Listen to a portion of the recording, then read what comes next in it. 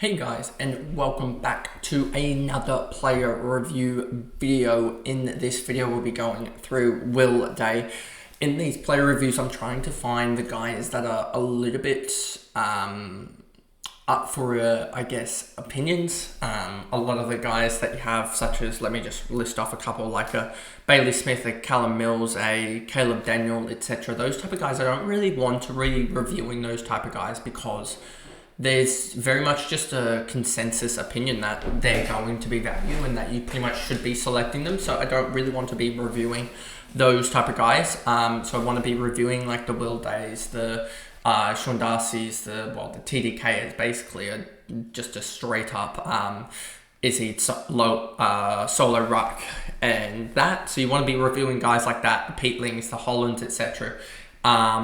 Because even if they get the perfect role per se, they still might not be value or the most value in that position. So those are the type of guys that I want to be reviewing and giving you an opinion on. So anyway, let's just jump into this video here. As you can see here, Will Day priced at 760k on Fantasy and also on SuperCoach 491.3. So yeah, pretty pricey on SuperCoach, break even of 91 in comparison to the 74 in Fantasy, which sort of shows you a split there that can become a little bit more apparent, I guess, as we go through. But had a down year in Fantasy with a 74.1, had a really bad injured game in round 23 against Richmond, as well as the week before that against Carlton. So there is definitely value there. If we just go to his 2023 campaign itself, and we already just look at it here in terms of this is Fantasy, if I'm correct in saying. He averaged 81 if you take out those injured games, and I can tell you right now these were absolute stinkers to start the year for him, as well as another stinker against GWS where I believe he got tagged. I need to double check that as well. Let me just double check tagging summary. I can just go to GWS, and I would like, if Morts is listening to this, if we can get the inverse of what he's got currently with the tags, as that would help quite a lot in showing who got actually tagged. Looks like Will Day got tagged and then released in the fourth quarter. So yeah, if you could get the, for say GWS, have like the Tom Green got tagged in this game, so you can flip between when they tagged and when they got tagged, I feel like would be a lot easier. Yes, it would be a double up on this, but it would sort it out a lot easier, so you could go through and say, oh, Will Day is the guy that gets tagged mainly. Let's see all the games that he got tagged in, rather than having to flick through all of these. But still, this feature is an absolute saver here, that your memory isn't tested as much. But anyway, I digress. As you can see, 81.5 in that stretch, and if we go to Will Day in SuperCoach, I think you're going to find that in the same stretch it's going to be about 110 or so. If we just go through this here, you'll see 100 from 14 games, so a plus 19 there on that, which is quite a big gap. And you can see that in the two games that he had in rounds 22 and 23, he averaged about 25 across both platforms there. So yeah, he's pretty much going to average, I suspect, about 20 more in SuperCoach than in Fantasy. So this is where the split almost becomes a little bit more apparent, and we know that in the top end of in SuperCoach, the top end scorer, I believe, for midfielders, Bontempelli, he is priced at 126, which, if we look at his Fantasy, is priced at around 110. So, or 107. So there is about that 20, there's about 15, I would say, points differential between the top of the line in SuperCoach and top of the line in Fantasy. So there is that awkwardness there. So is Will Day going to be top of the line in both, with about a 110? He's not going to be top of the line in Fantasy, unless he goes like 125 in SuperCoach, which could he do that? I don't think he can. And this is where the real debate comes in, and this is why opening round could be an absolute saviour for us. He does come up against Sydney, and if we look at the one game he played against Sydney last year was a 67. That was when Hawthorn got absolutely flattened in. The game was dead at half-time, if I remember correctly. Let me just go to the actual game for you. It was a 118-42. And as you see here, Ollie Florent with a 140, Chad Warner 135, Isaac Heaney 120, 114, 102. McInerney subbed out on a 102, and the highest scorers for the Hawks was Dylan Moore on a 136, Lloyd Meek, and then James Sicily. And if you look at the fantasy split, I think you're going to find that Sydney had 1858 fantasy points to the likes of a 1290. So just shows there was basically about 60% of scores. So about 3 and 5 to 2 and 5 split, I would say. That's roughly about it. And the same can be said about SuperCoach. We know that Hawthorn improved. Sydney probably, this was about the height of what they were doing, smacking teams by 60. So there obviously is going to be a little bit of a regression. And we did see that when Hawthorn were winning, Will Day was playing really well. So Will Day, I think, priced at 74, he's right in that clump of players. You've got, let's just quickly just do it in fancy terms, and then we'll go over to SuperCoach as well. So, and you'll be able to look at this team. This team's going to change quite a lot anyway. But you've got Clayton Oliver, Will Day, Sam Doherty. Bolton's injured, I wouldn't be touching him. Matt Kennedy's probably going to rise as well as a forward, but he's a forward anyway. Adam Chera, that's already, 1, 2, 3, 4. There's probably, 4 guys in the 700k range in fantasy that are genuine targets already for mid-prices. You got that, plus you got Hollins 5, Peatling 6, Caleb Windsor 7.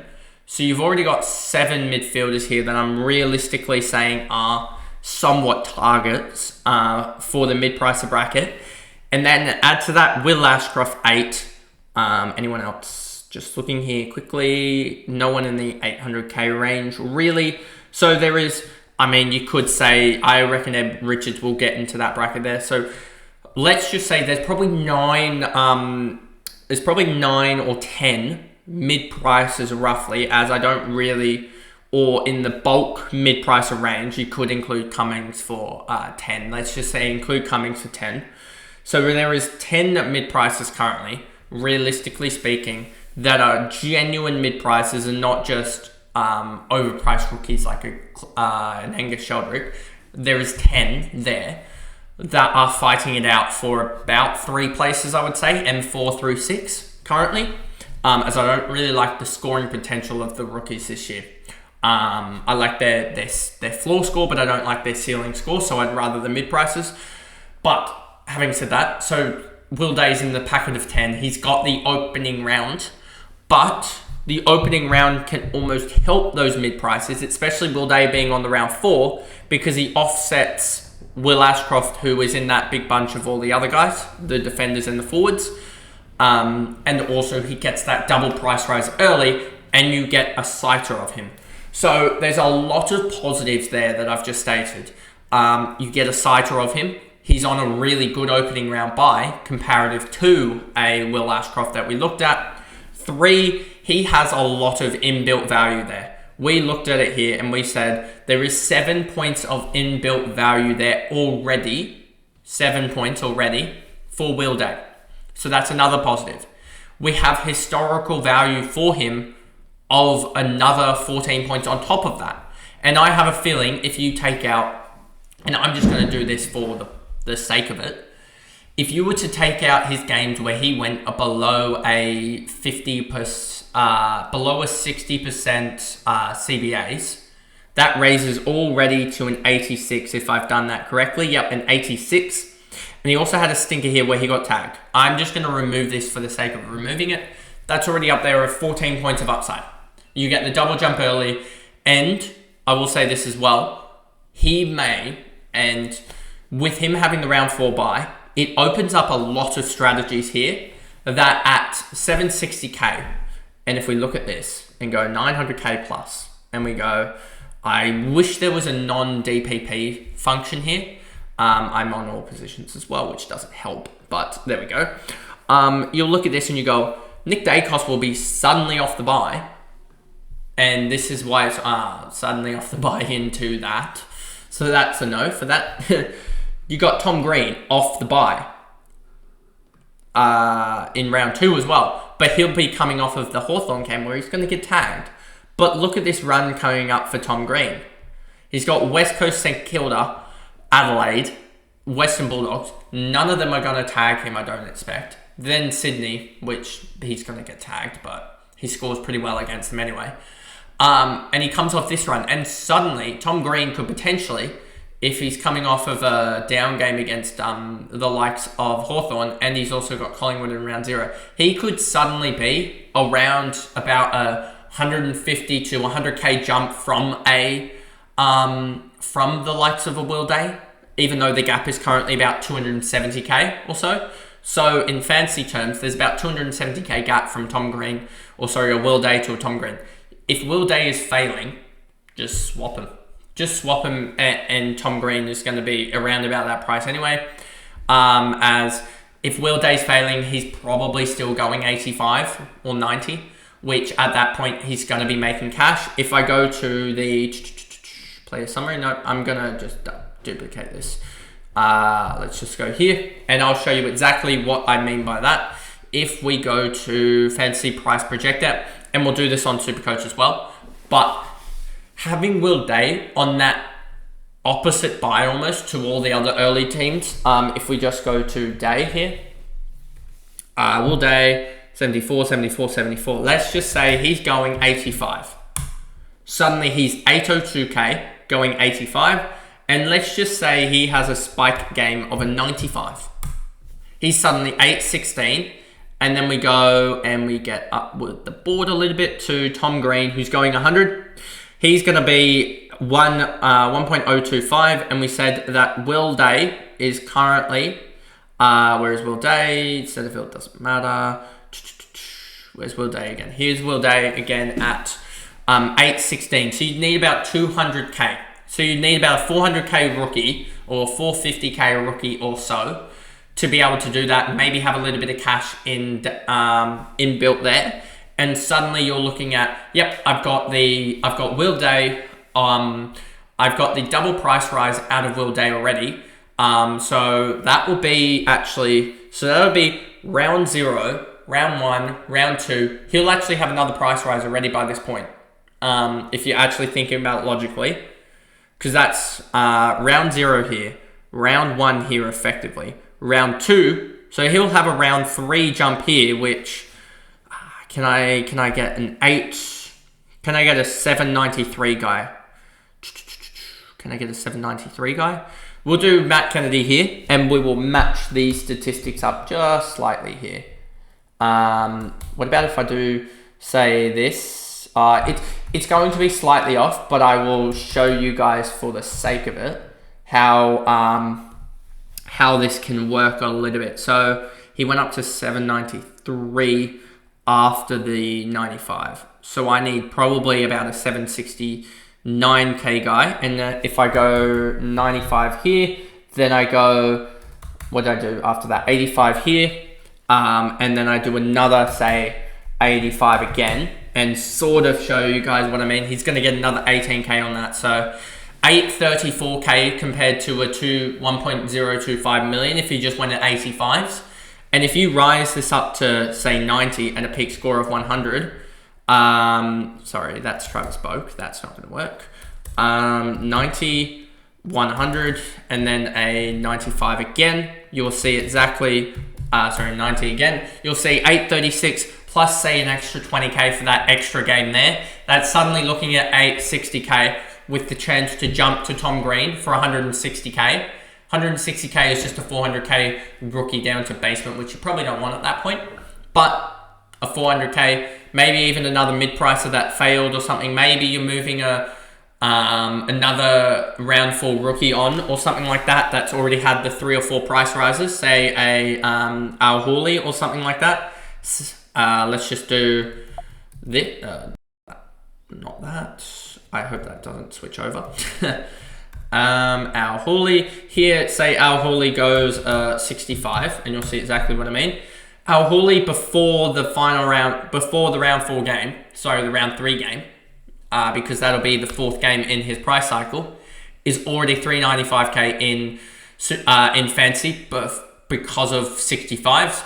And then if we do that plus another game, he's probably going to rise about 50k, 60k. Suddenly our Hooley, you can get to a rookie, to a 230k rookie or something like that. And you've already got Will Day up to a $1 million guy in 4 rounds. That's how we're talking about it. And I know I've gone on for about 10 minutes there. But anyway, so that's Will Day in terms of fantasy. SuperCoach, I can tell you, is pretty much the same thing.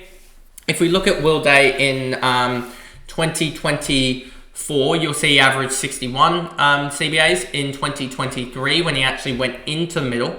If we look at it, he averaged 63, but he had 2 games of a 26 and a 33. I want to say in 2024, they're going to say that he had a bad game as well, a 9%er. So if we actually do that quickly and just do, he played 14 games, so 0.61 times 14 is minus 0.09, divide by 13 is 0. So he had 65% normally.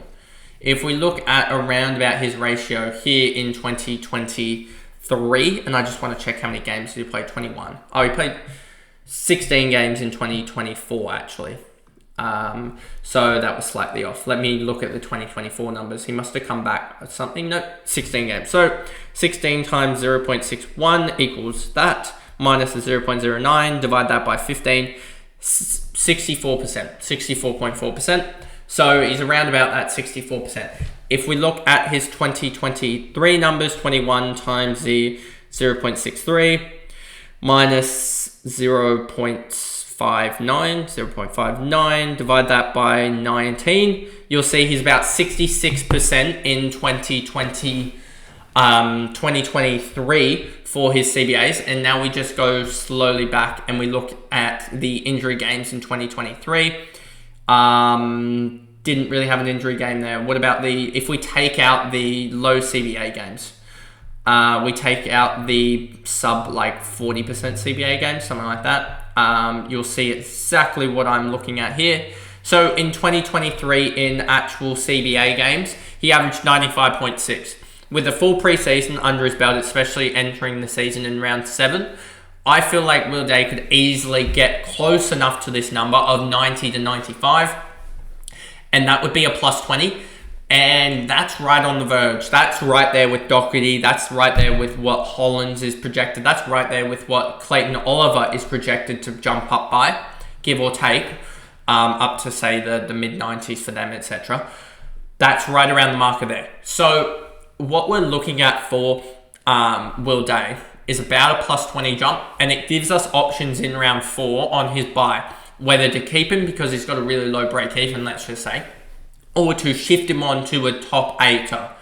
If we know in fantasy terms and go midfield and go by price, you could potentially move him on to a Zach Merritt's on the buy note. Maybe you somehow get him to an Errol Goulden at that point, who's faced that, which is probably a double tag, as well as Hawthorn could be a triple tag, back-to-back weeks of tags, and you open up to this fixture here.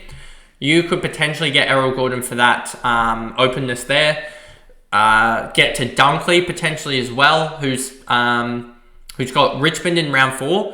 That could be a very, very juicy matchup to get to as well. Potentially get to a steal, or let's look at other players on the buy, early buy. We know about Dacos already. Lockie Neal potentially, but I wouldn't go there. Maybe you go to a Connor Rosie or something like that, LDU potentially, but you can kind of already see. Or maybe you're already looking at potentially a Brayshaw or a Bond, or maybe even just reassessing and getting to the guys like a Taranto or something like that. Those are the guys that Will Day opens you up to. Now, I've talked about fantasy for 20 minutes here. Let's talk about SuperCoach a little bit, and how does that sort of readjust with SuperCoach. If we go to players here, we go to the likes of the midfielders, and we go to the players that you can probably adjust to, because let's look at the SuperCoach. Okay. Let's look at this. Let's go to this. And let's go down to the SuperCoach price projector. I know it will be slightly awkward because you do have the, it will move after 3 games rather than like 2, etc. But Will Day here, if we say he's going to be averaging, what do we say, 105 or so, that's roughly it. He will move up to 510 and have another jump. I'm going to say, let me actually just quickly grab this up. And say he goes, Tim Taranto goes 105 here. You'll see a similar jump-ish. I feel like it's quite hard to judge. So he jumps up, I would say roughly, or I'd say probably another 15k after that. So he'd be about 525k on his buy if he went 105. 525k on the buy with the rookies we know are going to very much outdo their price point. If we just go to, say, a Sardar Hooley quickly here and we just look at him. Hooley, there we go. And we go, oh yeah, you're going to do the, say, 70 or 65 that we said. He's going to jump up 64k, have another round of that, jump up to, say, probably 220k. You could suddenly jump off of him. And Will Day at 105, you're probably not going to move on. But say you were to still move him on to someone else. At 520, you'd probably be able to access quite easily 580k. And that's where you can get the Brayshaws, the Jack Steeles, the Errol Gordons, the Noel Andersons, the Tom Greens, very, very, very easily. As they will only have had one price movement at that point. As they'll have have already sat their buy. So suddenly you're negating the buy, you're getting the double price jump there. And you're getting to assess in full in 3 rounds effectively of other people's playing that who's going to be the best guy to look at or to grab a top 4. So I think that's what's the positive with Will Day compared to like a Will Ashcroft is the fact that you get to almost escape that early buy. And in SuperCoach you also get that early price jump. I know that the round 3s will get it as well because of round 0, 1 and 2. But you get that early price jump plus another price jump and can get to those round 3 guys quite easily already. But you also have another round of everyone else playing pretty much, or at least everyone onto 3 games, that you can get that, you get almost more data there of assessing players. So that's why I think it is really, really valuable. Guys like a Will Day, as well as guys like guys not on the early buy, because you get that time to assess them and then jump. Whereas the guys on round 3, you're kind of a little bit stuck there, I feel like. But anyway, that pretty much is the video there going through Will Day and how there is positives, but there also is obviously negatives that he could not score well. He could do this, that, and everything in between. But with the underlying numbers, I think there is definitely a lot of pros rather than cons, and that's why he's sort of, depending on the rookies that we get, he might not be able to be forced into my side just because of the price point needed, but he's definitely a guy that I'm looking at because he could easily go plus 20 and almost carry you through 9, 10 rounds, or be a quick upgrade, be almost the first upgrade that you get. With another guy on the round 4, so that you get that option of you get those price jumps very, very quickly, and that you can get that first primo almost in round 4, that first upgrade to that next primo, and then suddenly you're at what, 1, 2, 3, 4, 5, 6, 7, already probably 8, 9, 10. You're already at 11 or 12 keepers very much in fantasy already. And you're already absolutely just smashing the team value. So anyway, or even 12 keepers. You're already probably out sitting at a team with 12 or so keepers. You get that 13th one already. But anyway, that is the video there. If you did enjoy, remember to like and subscribe. Turn the notification bell on so you know when I upload. If you're listening on Spotify, give me a follow and a rating over there. And I'll see you guys for another video soon. Bye, guys.